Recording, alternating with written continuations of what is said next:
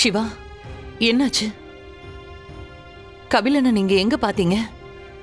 எதனால இவனுக்கு இப்படி ஆச்சு? அது நான் எதுவும் கேட்டுக்கல. அக்கா, எனக்கு ஆக்சிடென்ட் ஆயிடுச்சுக்கா.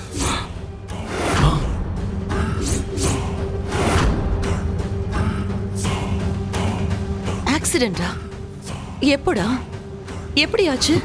அது நான் வந்துட்டு இருந்தப்போ ஆள் நடமாட்டம் இல்லாத இடத்துல ஸ்ட்ரீட் லைட் கூட இல்லாமல் இருந்துச்சா, அப்போ ஒரு கார்காரன் வந்து இடிச்சிட்டு போயிட்டான்.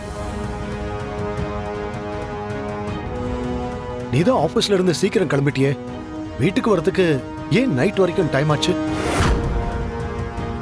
ஆமா கபிலா, நீ ஆபீஸ்ல இருந்து கிளம்பும் போது ரித்திகாவுக்கு கால் பண்ணி வீட்டுக்கு வந்துட்டு இருக்கிறதா சொல்லிருக்க. அப்புறம் என்னதாண்டா ஆச்சு? அதுக்கப்புறம் யார் ஃபோன் பண்ணாலும் உன்னோட ஃபோன் ஸ்விட்ச் ஆஃப்னு தான் வந்துச்சு. அதான்க்கா, என் ஃபோன் என் கையில இருந்து ஸ்லிப் ஆகி கீழே வந்து ஸ்விட்ச் ஆஃப் ஆயிடுச்சு. திரும்ப அது ஆன் ஆகவே இல்லை.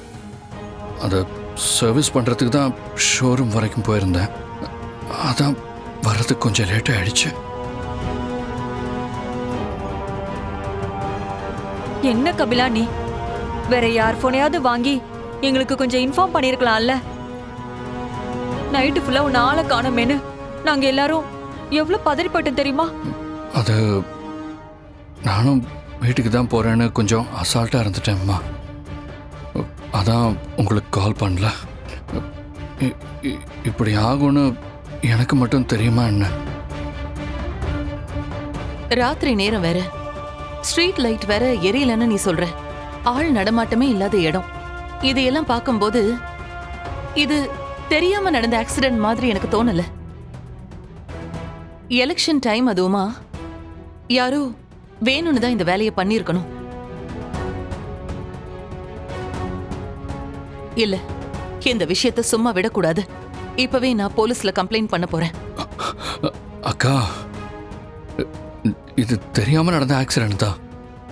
எதுக்கு தேவையில்லாம போலீஸ் கம்ப்ளைண்ட்லாம் கொடுத்துக்கிட்டு அதெல்லாம் வேணாம், விடுங்க. கபிலா, இல்லடா, இது நிச்சயமா வேணும்னே பண்ணதுதான். இத பத்தி நான் போலீஸ்ல கம்ப்ளைண்ட் கொடுக்க தான் போறேன்.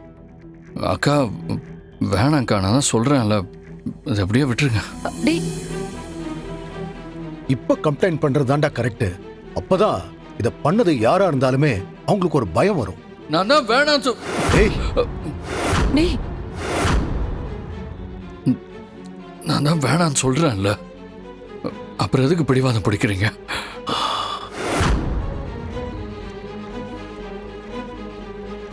அப்படிலாம் போலீஸ் கம்ப்ளைண்ட்லாம் பண்ண முடியாது. நமக்கு தான் இன்னும் பிரச்சனை வரும். தயவு செஞ்சு இது இதோட எல்லாரும் விட்டுருங்க ப்ளீஸ். உங்க எல்லாரையும் கெஞ்சி கேட்டுக்கிறேன். இந்த ஒரு தடவையாவது நான் சொல்றத கேளுங்க. அம்மா, ரூமுக்கு போகணும்மா, கைகாலெல்லாம் வலிக்குது. வாடா. பாத்து மெதுவா.